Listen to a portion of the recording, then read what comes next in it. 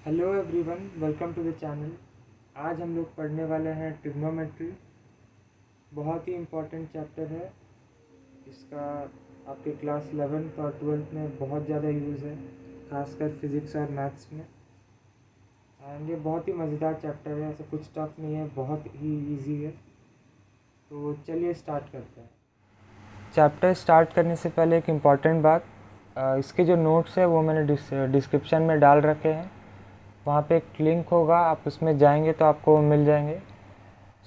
उसे आप please download कर ले और अभी अपने सामने रखें, जिससे कि आपको समझने में आसानी होगी। आते हैं हम ट्रिग्नोमेट्री पे। तो पहले इस वर्ड को थोड़ा हम लोग समझते हैं। तो बेसिकली ये 3 वर्ड से मिलके बना है। ट्राई मतलब 3, दूसरा वर्ड है गॉन। गॉन का मतलब होता है साइड, और मेट्री इसका मतलब होता है मेज़रमेंट। अब 3 साइड कहाँ होता है? तो 3 साइड ट्रायंगल में होता है। ट्रिग्नोमेट्री में हम एक ट्रायंगल के साथ डील करने वाले हैं, और उसके जो साइड्स है और एंगल्स है। ट्रायंगल में 3 साइड होते हैं, 3 एंगल होते हैं, तो उनके बीच में जो रिलेशन है उसे पढ़ने वाले हैं। अब ट्रायंगल भी कैसा? तो हम लोग राइट एंगल ट्रायंगल के बारे में पढ़ेंगे इंटायर ट्रिग्नोमेट्री में। ठीक है, इसी पे लगता है ट्रिग्नोमेट्री। ठीक है, हमें समझ आया कि हम राइट एंगल ट्रायंगल के साथ डील करने वाले हैं बेसिकली। तो हमें इसके बारे में कुछ इम्पॉर्टेंट चीज़ पता होना चाहिए। तो देखते हैं कुछ इम्पॉर्टेंट बातें राइट एंगल ट्रायंगल के बारे में। तो आइए देखते हैं। तो सबसे पहला पॉइंट तो ये है कि राइट एंगल ट्रायंगल में पाइथागोरस थ्योरम लगता है।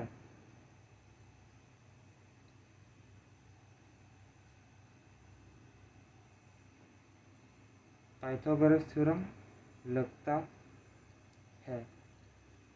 ठीक है, तो देखो पाइथागोरस थ्योरम क्या है। तो हाइपोटेनियस का स्क्वायर इजकल टू बेस का स्क्वायर प्लस परपेंडिकुलर का स्क्वायर। ठीक है, यही होता है। तो देखो अब ये जो पूरा इंटायर जो तुम्हारा ट्रिग्नोमेट्री है ना, उसमें सबसे पहला चीज़ तो दिमाग में रखना, कोई भी क्वेश्चन करो तो, कि देखना कि पाइथागोरस थ्योरम कुछ काम आ रहा है या नहीं। ठीक है, बहुत ही यूज़फुल थ्योरम है। 80% क्वेश्चन जो है इसी से हो जाएंगे, तो इसको ध्यान देना। अब दूसरा पॉइंट है कि ये पहचानना कि इन तीनों साइड में से तुम्हारा हाइपोटेनियस कौन होगा, बेस कौन होगा, परपेंडिकुलर कौन होगा। ठीक है, तो देखो सबसे पहले तो ये जान लेना कि जो तुम्हारा स्लैंट साइड होगा ना, स्लैंट मतलब जो ऐसे झुका हुआ होगा या जो सबसे बड़ा होगा, वो हमेशा हाइपोटेनियस होगा। ठीक है, और लेकिन जो तुम्हारा बेस और परपेंडिकुलर है, वो इस पे डिपेंड करेगा कि तुम किस एंगल पे बात कर रहे हो। कहने का मतलब है कि मान लो मैं अभी एंगल ए पे बात कर रहा हूँ। ठीक है, तो अब परपेंडिकुलर और बेस जो आएगा, और अगर मैं सी पे बात करूँ तब जो आएगा, दोनों अलग अलग होगा। ठीक है, तो कहने का मतलब है बेस और जो तुम्हारा परपेंडिकुलर है वो डिपेंड्स ऑन एंगल, कि हम किस एंगल पे बात कर रहे हैं। देखो जैसे कि अगर मान लो मैं एंगल ए को कंसीडर कर रहा हूँ। ठीक है, तो अब परपेंडिकुलर क्या होगा? तो देखो परपेंडिकुलर को कैसे पहचानते हैं। तो तुम जिस एंगल पे बात कर रहे हो उसके जस्ट सामने में जो साइड होगा ना,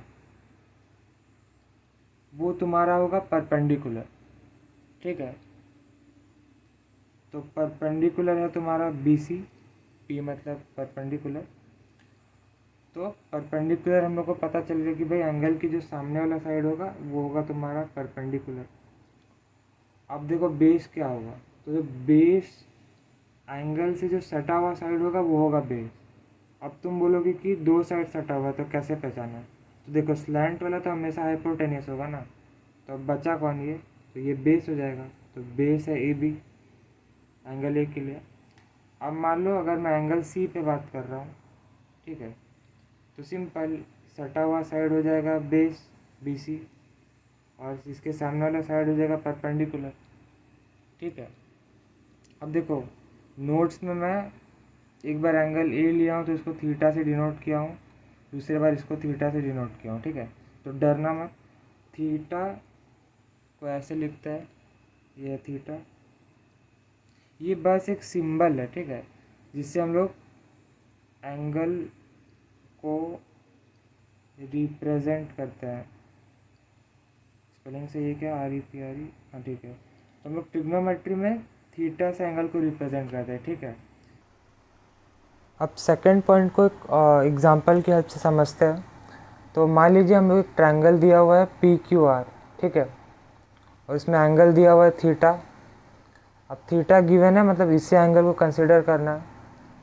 तो अब इसमें हाइपोटेनियस क्या होगा, तो वो पी आर हो जाएगा। चाहे आप किसी भी एंगल के बारे में बात करो, तो हाइपोटेनियस हो गया पी आर, ठीक है।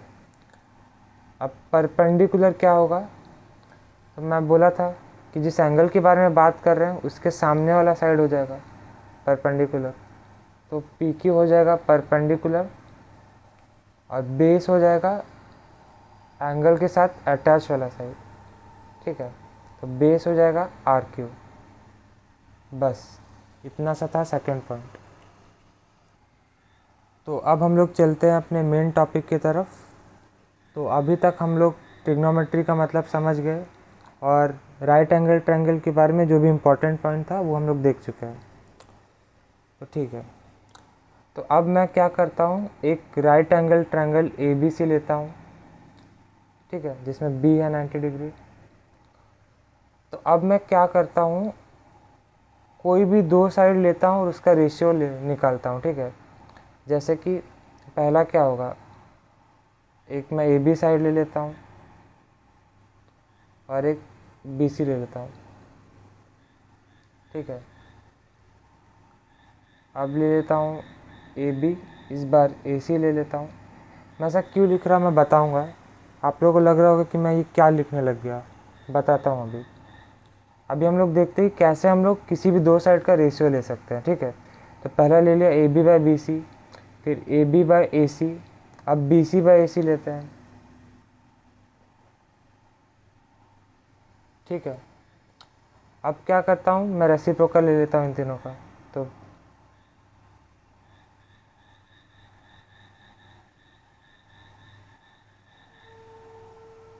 और कुछ पॉसिबल है क्या, नहीं, सारे ले चुके हैं हम लोग। तो यही सब पॉसिबल केसेस है, ठीक है। अब मैं क्या करता हूँ, मेरा मन किया कि अब ये जो 6 रेशियो आया है ये सबका मैं कुछ नाम दे देता हूँ, ठीक है। मान लो इसका मैं दे दिया x, इसका y, इसका z, अब इसका देता हूँ p, इसका q और इसका r। रेशियो का नाम है, जैसे इसका नाम x, बस ये सबका। तो अब ये नाम तो सिर्फ मुझे पता है, अगर मैं किसी और को बोला होता तो हो सकता है इसका नाम वो देता अल्फ़ा, इसका बीटा, इसका गामा, फिर इसका ए, इसका बी, इसका सी, ऐसे नाम दे सकता था।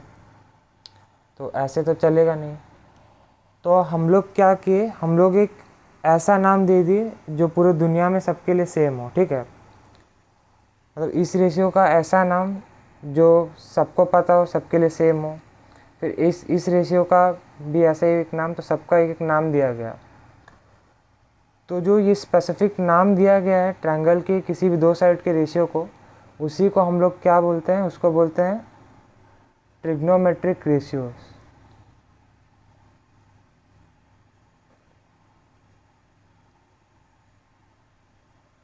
ठीक है।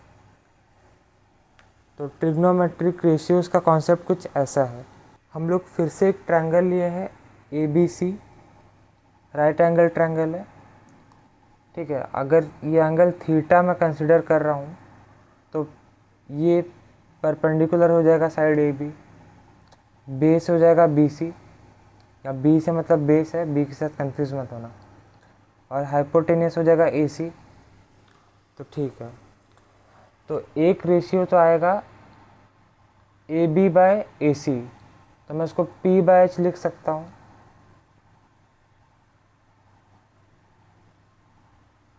AB/AC को मैं P/H लिख सकता हूँ। तो जो इस रेशियो का जो नाम है उसको बोलते हैं साइन थीटा, मतलब साइन ऑफ एंगल थीटा। ठीक है, ये जो ट्रिग्नोमेट्रिक रेशियोस है वो हमेशा किसी एंगल के लिए डिफाइन किया जाता है। तो इस एंगल थीटा के लिए ये रेशियो है P/H, इसको बोलेंगे साइन ऑफ थीटा। ठीक है, ये साइन इनटू थीटा नहीं है, इसके बारे में आगे बात करेंगे। अभी के लिए ये समझो कि ये जो P/H जो रेशियो आया है ना, इसका नाम है साइन थीटा। ठीक है, अब देखो, अब दूसरा रेशियो होगा, मैं ले लेता हूँ BC/AC, तो मतलब B/H। तो ये जो रेशियो है इसका नाम है कॉस थीटा।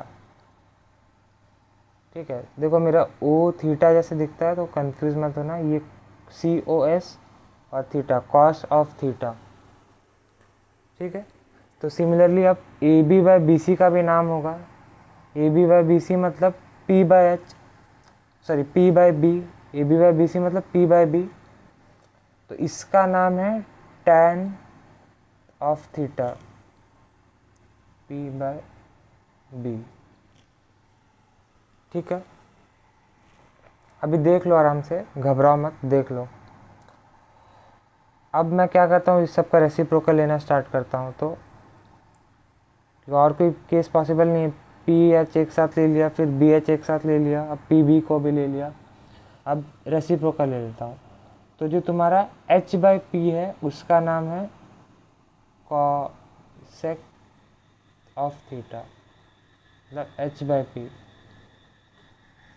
ठीक है, वैसे इसका रेसिप्रोकल है, होता है सेक थीटा, मतलब sec of theta. Sec theta बोलो या sec of theta, sine theta बोलो या साइन ऑफ थीटा, एक ही बात है। ठीक है, अब इसका रेसिप्रोकल लो, तो इसके रेसिप्रोकल का नाम है कॉट थीटा, जो होता है B/P। तो ये हम लोग के 6 ट्रिग्नोमेट्रिक रेशियोस है। ठीक है, किसी भी एंगल के लिए साइन थीटा क्या होगा, उस एंगल का perpendicular by hypotenuse. Cos theta होगा base by hypotenuse. Tan theta होगा परपेंडिकुलर बाय बेस। सिमिलरली ये तीनों। ठीक है, और ये याद होना चाहिए।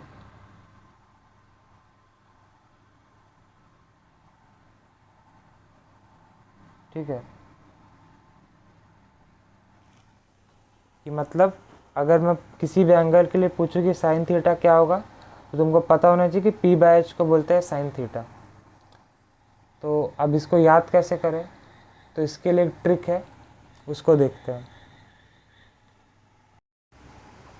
अच्छा, ट्रिक पे जाने से पहले मैं एक एग्ज़ाम्पल लेना चाहूँगा, ताकि थोड़ा आप क्लियर हो आपको कि क्या है। ठीक है, एग्ज़ाम्पल से समझते हैं।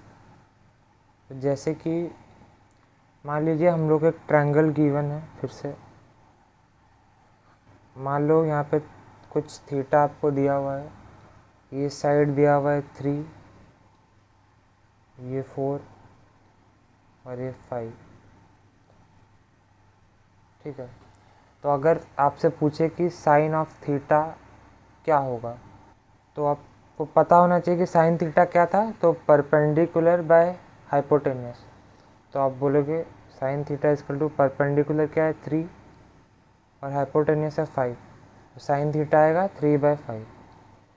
ठीक है, सिमिलरली आप कॉस थीटा निकाल सकते हैं, tan theta, cosec theta, sec theta और कॉट थीटा।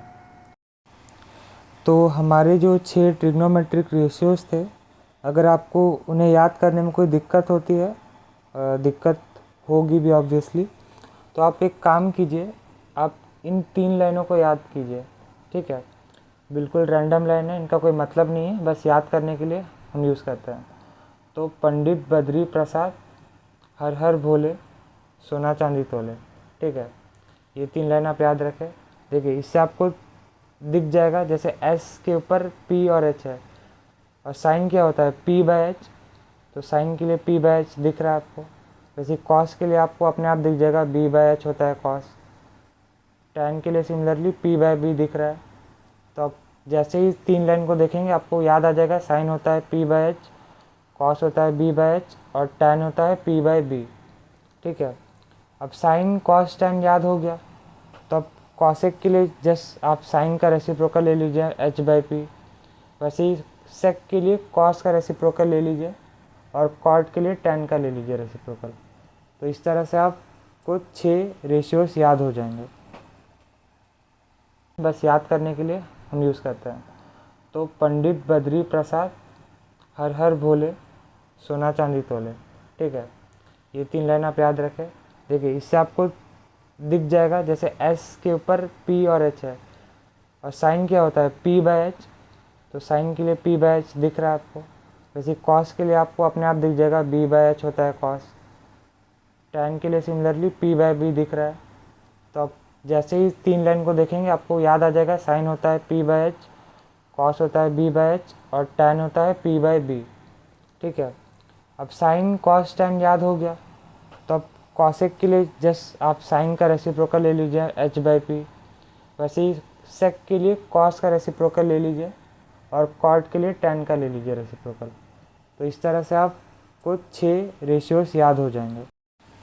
अब हम कुछ और इम्पॉर्टेंट रिलेशंस को देख लेते हैं। तो पहला है कि जो साइन थीटा है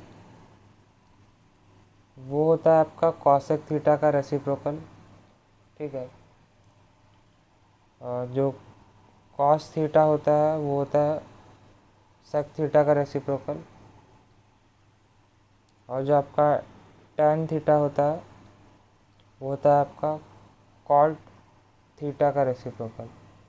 ठीक है, ठीक है, और अभी जो मैं और 2 बताने वाला हूँ वो बहुत ज़्यादा इम्पोर्टेंट है।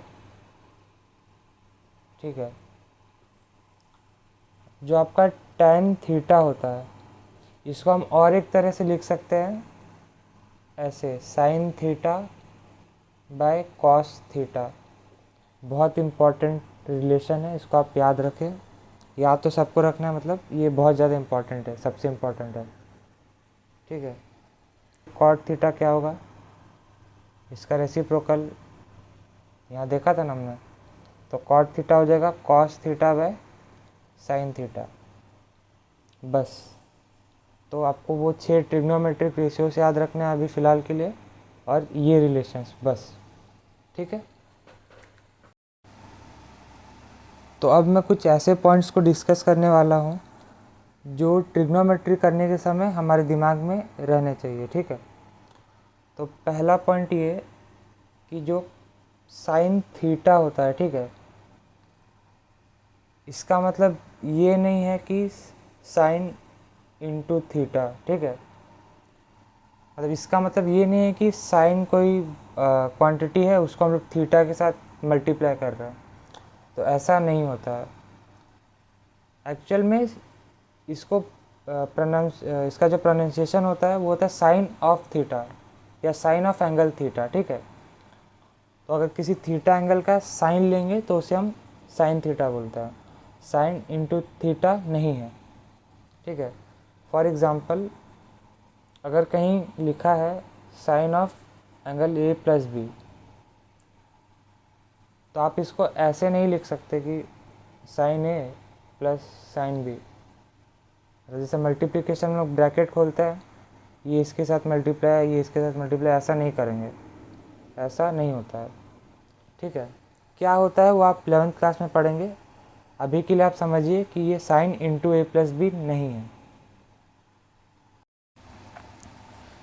वैसे ही अगर यहाँ पे cos of A plus B लिखा है तो सीधी सी बात है यहाँ पे भी cos A plus cos B नहीं होगा। ठीक है, मैंने बस सिर्फ साइन का एग्जांपल लिया है, बाकी के 5 ट्रिग्नोमेट्रिक रेशियोज़ के लिए भी ऐसा ही है। ठीक है, कॉस थीटा को भी हम कॉस इंटू थीटा नहीं लिख सकते, और बाकी के लिए भी सेम है।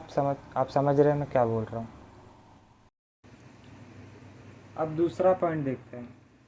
तो दूसरा पॉइंट ये है कि अगर साइन थीटा है और अब हम इसका स्क्वायर लेते हैं, ठीक है, तो इसको हम ऐसे भी लिख सकते हैं, 2 को यहाँ लिख सकते हैं और आगे थीटा, ठीक है।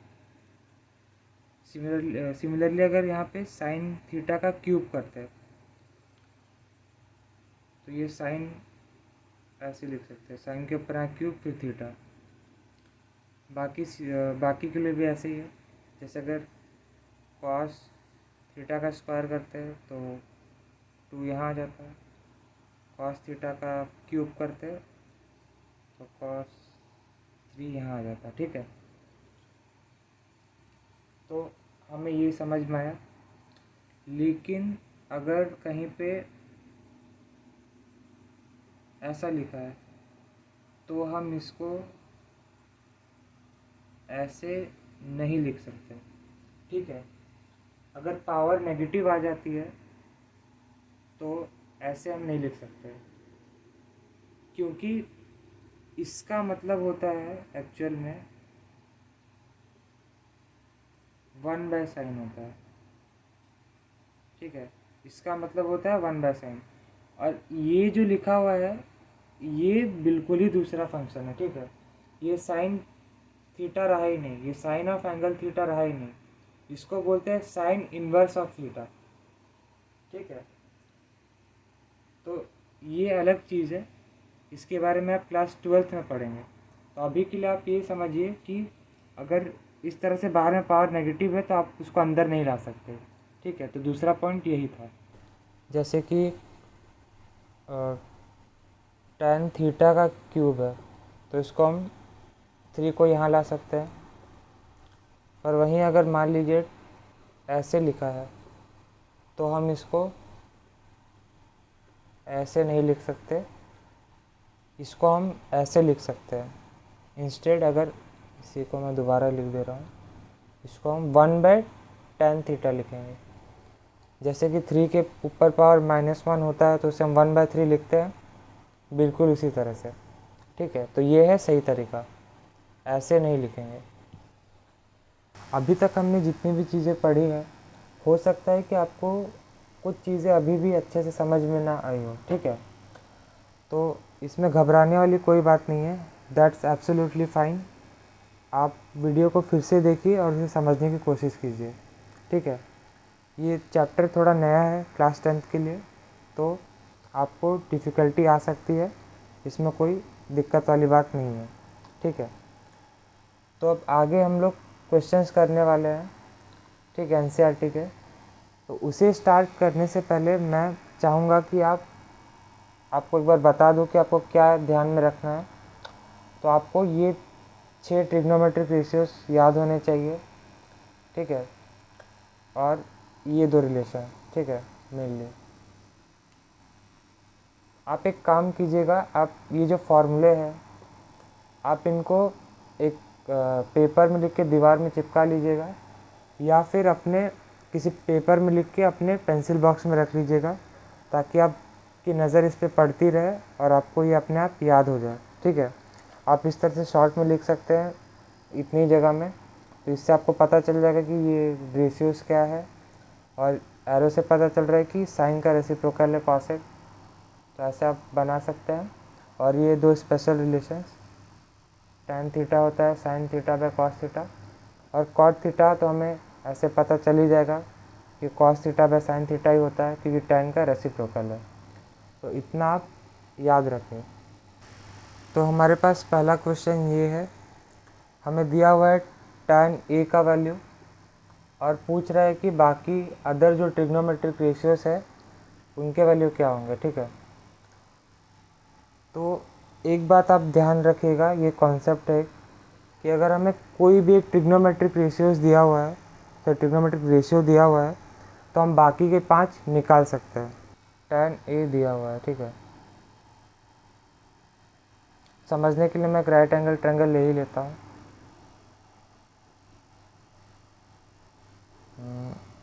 मान लेते ये होगा a और ये b और c, ठीक है।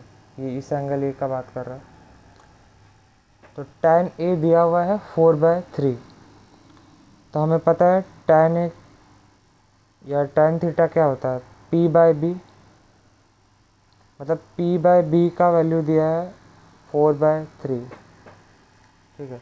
तो ये एंगल है ए, इसका परपेंडिकुलर क्या होगा, p मतलब परपेंडिकुलर, तो BC, और BA है बेस, इनका रेशियो है 4/3। तो जो इसका परपेंडिकुलर होगा वो कुछ 4K होगा, और जो बेस है वो 3K होगा। मैं 3K 4K क्यों ले रहा हूँ, क्योंकि देखो अब रेशियो है ना, एग्जैक्ट वैल्यू तो नहीं पता, हो सकता है परपेंडिकुलर हो 16 और बेस हो 12, इसका भी रेशियो 4/3 आ रहा है, ठीक है। तो मतलब होगा यहाँ पे के कोई इंटीजर है, पॉजिटिव इंटीजर, ठीक है। आप 4 और 3 भी ले सकते हैं, मैं टू बी स्पेसिफिक के लिया हूँ, 4K और 3K लिया हूँ, ठीक है। तो इस तरह से है। तो हमें परपेंडिकुलर और बेस पता है, तो हम हाइपोटेनियस आराम से निकाल सकते हैं, कैसे, पाइथागोरस थ्योरम लगा के। तो बाय पाइथागोरस थ्योरम क्या होगा, हाइपोटेनियस का स्क्वायर प्लस परपेंडिकुलर का स्क्वायर बेस का स्क्वायर। तो हमें हाइपोटेनियस चाहिए, तो निकाल लो, 16K square plus 9K square, perpendicular है 4K, तो 4K का स्क्वायर 16K स्क्वायर, बेस है 3K, तो 3K का स्क्वायर 9K स्क्वायर। तो H क्या आया,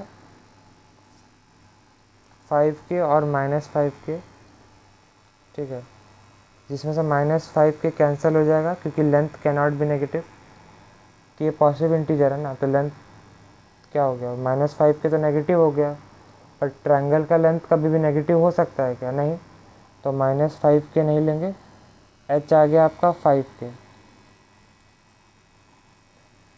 तो अब बाकी के ट्रिग्नोमेट्रिक रेशियोज निकाल सकते हैं। तब साइन ए क्या हो जाएगा, परपेंडिकुलर बाय हाइपोटेनियस, तो परपेंडिकुलर क्या है 4K, हाइपोटेनियस है 5K, तो 4/5। वैसे ही कॉस ए हो जाएगा B/H, ये हो जाएगा 3/5, के फिर से कट जाएगा ना, tan ए तो दिया ही हुआ है 4/3। वैसे कॉसेक ए मैं डायरेक्टली लिख देता हूँ, साइन ए का रेसिप्रोकल 5/4, सेक ए लिख देता हूँ 5/3, और आपका कॉट ए लिख देता हूँ tan का रेसिप्रोकल 3/4। तो हो गया क्वेश्चन सॉल्व, सारे ट्रिग्नोमेट्रिक रेशियोज मिल गए। एक्सरसाइज 8.1 के ये जो सारे क्वेश्चंस है सिमिलर कॉन्सेप्ट पे बेस्ड है, तो अब मैं चाहूँगा कि आप इन्हें खुद से ट्राई करें और प्रैक्टिस करें।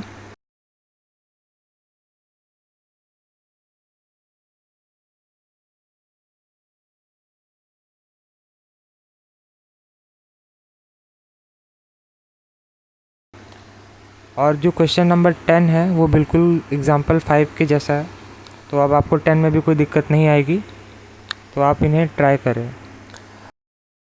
अगर आपको सॉल्व करने में कोई भी दिक्कत आती है तो आप हेल्प के लिए नेट पे सॉल्यूशन देख सकते हैं, वहाँ पे समझ सकते हैं, बहुत सारे साइट पे अवेलेबल है, वहाँ से समझे और दोबारा बिना देखे खुद से इन्हें ट्राई करें, ठीक है।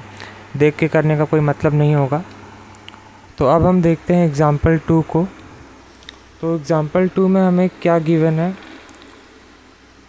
हमें देखिए ये बोल रहा है कि अगर angle B and Q are acute angles, ठीक है, such that sine B is equal to sine Q दिया हुआ है, देन हमें प्रूफ करना है कि angle B is equal to angle Q, ठीक है। तो पहले गिवन डेटा लिख लेते हैं, किसी भी क्वेश्चन में सबसे पहले गिवन डेटा लिखना चाहिए, मैं लिख लेता हूँ। और हम लोग को प्रूफ करना है कि angle B is equal to angle Q है, ठीक है। तो अब मैं क्या करता हूँ, दो ट्रायंगल मान लेता हूँ, एक ट्रायंगल ABC और दूसरा PQR, ठीक है।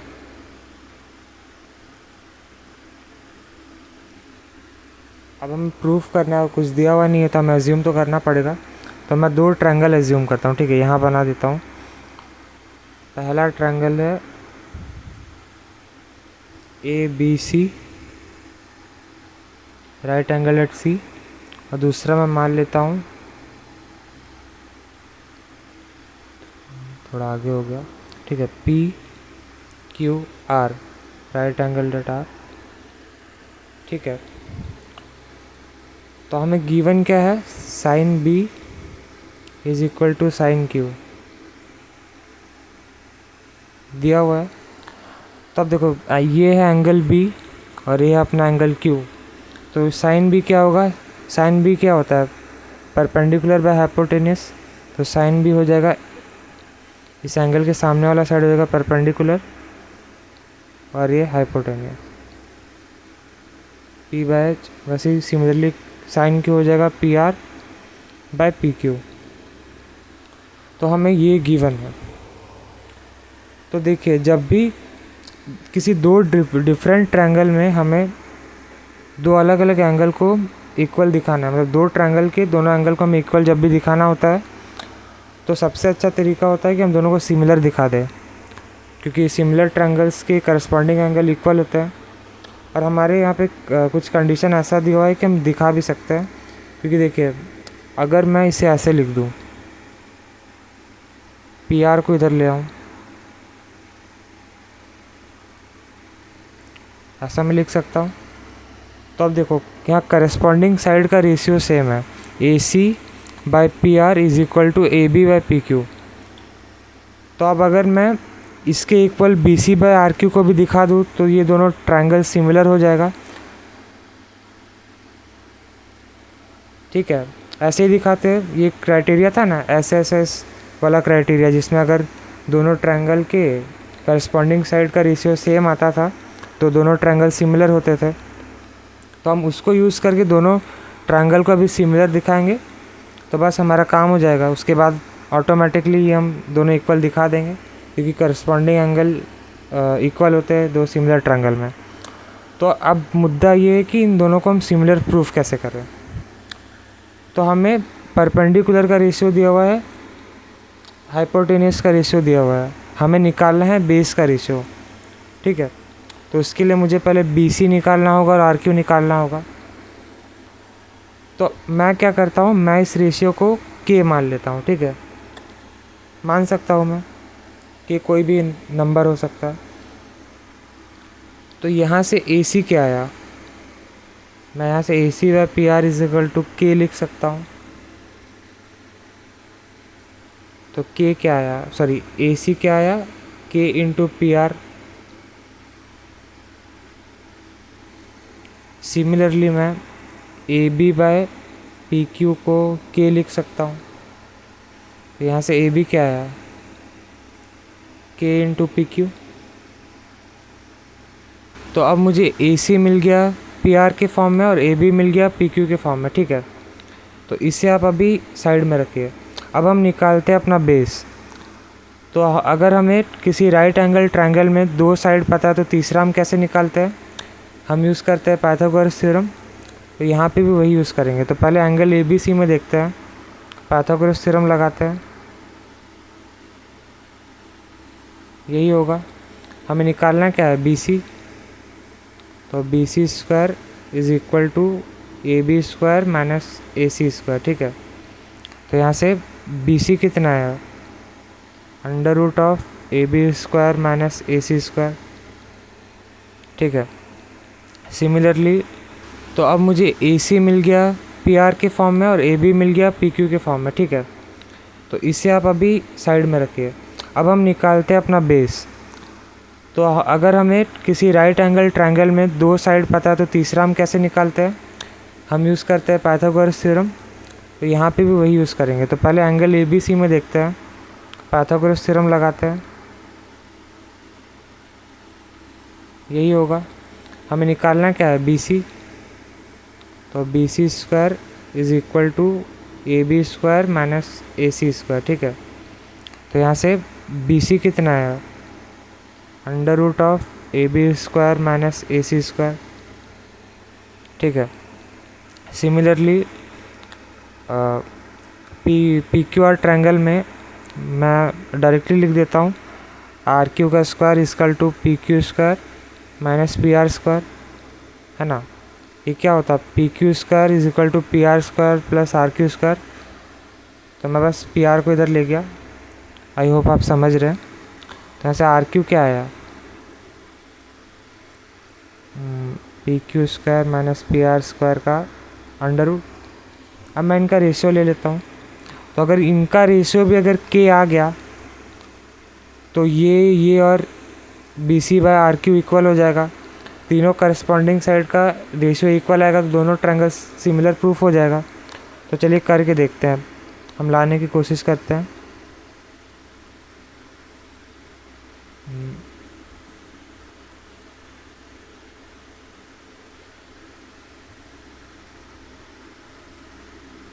ठीक है, अब देखिए यहाँ हमें पता था ए बी का वैल्यू है के पी क्यू, ए बी का वैल्यू के पी क्यू है। तो अब ए बी का वैल्यू मैं पुट कर देता हूँ के पी क्यू का स्क्वायर, और ए सी का वैल्यू सिमिलरली मैं के पी आर का स्क्वायर पुट कर देता हूँ।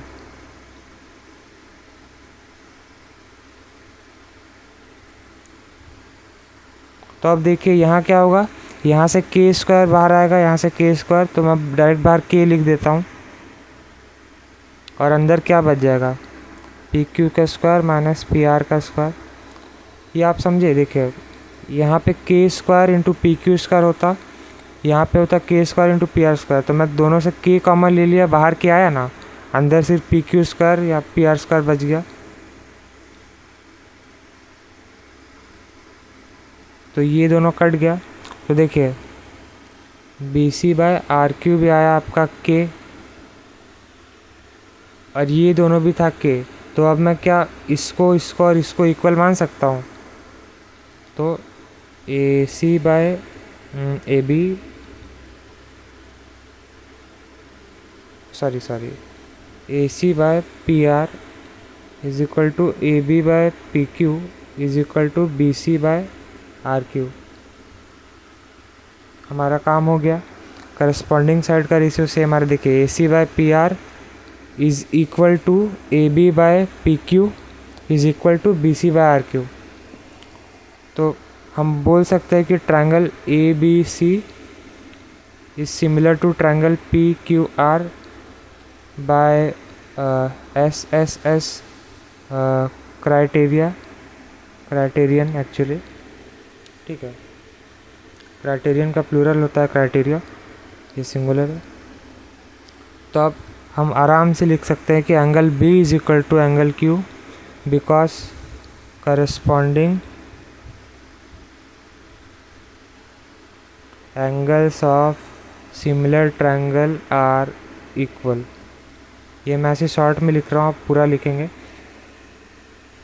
तो ये है इसका सॉल्यूशन। आई होप आप समझ गए। तो देखिए अब इसे एग्ज़ाम में किस तरह से लिखना है वो मैंने नोट्स में प्रॉपरली लिख के बताया हुआ है, तो वहाँ पे आप जाके देखिए, ठीक है। बाकी करना कैसे है, लॉजिक क्या है, मैंने आपको बता दिया है। अब यहाँ पे जो मैंने किया है ना, ये आपको लग सकता है कि मेरे दिमाग में कैसे आया, मैंने क्यों किया ऐसा, है ना। तो देखिए ये क्वेश्चन थोड़ा मतलब याद रखना पड़ेगा कि पहले इसको ऐसे के लेना है, फिर ए सी इजकल टू के पी आर लिखना पड़ेगा, फिर ए बी का वैल्यू भी के पी क्यू लिखना पड़ेगा, फिर आगे पाइथागोरस थ्योरम लगा के हम करेंगे। तो थोड़ा इसका मेथड आप याद रख ले तो बेटर होगा। मैं रटने नहीं बोल रहा, बस किस तरह से हमने किया है उसको आप थोड़ा ध्यान में रखें, ठीक है। आपके एक्सरसाइज 8.1 में एक 6 नंबर जो क्वेश्चन है वो बिल्कुल एग्जाम्पल 2 के जैसा ही है, तो अब आप उसे कर सकते हैं। आपको इसमें अब कोई परेशानी नहीं आनी चाहिए। अब केवल क्वेश्चन नंबर 11 बाकी है, तो वो मैं आपके साथ डिस्कस करना चाहता हूँ क्योंकि थोड़ा सा अलग है। तो चलिए देखते हैं, ठीक है। तो क्वेश्चन नंबर 11 कुछ ऐसा है, उसमें बोला है कि state whether the following are true और फॉल्स, ठीक है। हमको 5 स्टेटमेंट दिया है, उसमें से बताना है, मतलब ट्रू फॉल्स बताना है, कौन सा स्टेटमेंट ट्रू है कौन सा फॉल्स है, ठीक है, और जस्टिफाई भी करना है। तो पहला देखते हैं। फर्स्ट स्टेटमेंट है, देखिए क्या बोल रहा है, the value of tan a is always less than 1, ठीक है, ये स्टेटमेंट है। तो ये बोल रहा है tan a का वैल्यू हमेशा 1 से कम है, तो बताना ये ट्रू है या फॉल्स है। तो आपको जब भी इस तरह का क्वेश्चन है ना कि मतलब आपको कोई भी ट्रिग्नोमेट्रिक रेशियो दे दे और उसके वैल्यू के बारे में पूछे कि ये पॉसिबल है या नहीं, ठीक है, तो आप सिंपल एक राइट एंगल ट्रायंगल बना लीजिए। तो मैं बना लेता हूँ।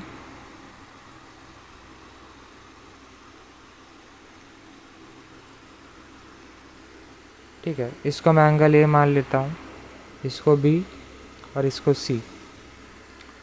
तो बोल रहा है कि tan ए का वैल्यू हमेशा लेस देन 1 होगा। देखते हैं पॉसिबल है या नहीं। ठीक है, तो एंगल ए ये है, तो ये हो जाएगा परपेंडिकुलर, ये साइड हो जाएगा बेस, ये हो जाएगा हाइपोटेन्यूस। तो tan ए क्या होगा? Perpendicular by base. ठीक है, तो अब देखिए, अब ये बोल रहा है कि tan ए हमेशा लेस देन 1 है, पर मैं ऐसा भी तो ट्रायंगल बना सकता हूँ जिसमें परपेंडिकुलर बड़ा हो बेस से, जैसे कि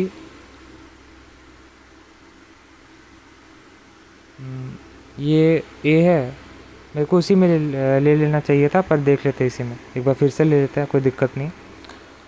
तो इसको मैं 4 ले लेता हूँ, इसको 3, तो ये अपने आप 5 हो जाएगा। पाइथागोरियन ट्रिपलेट है। तो अब देखिए यहाँ tan ए का वैल्यू क्या आ रहा है? p/b 4/3। तो यहाँ तो tan A is greater than 1। ये क्या बोल रहा था कि tan ए हमेशा 1 से छोटा रहेगा, पर ऐसा तो नहीं है। तो हमारा फर्स्ट स्टेटमेंट क्या हो गया? फॉल्स। ठीक है, तो ऐसे ही अब हम दूसरा देखते हैं। ये पहले के लिए देख रहे थे, ठीक है, पहले के लिए देख रहे थे, अब दूसरे के लिए देखते हैं। ये क्या बोल रहा है कि sec a का वैल्यू है 12/5 for some value of angle a। तो ये पॉसिबल है या नहीं, देखते हैं। तो इसी से देख लेते हैं। ठीक है, इसी एग्जांपल से नहीं, दूसरा ले लेते हैं। चलिए, ये कोई एंगल a मान लेते हैं। तो sec a क्या होता है?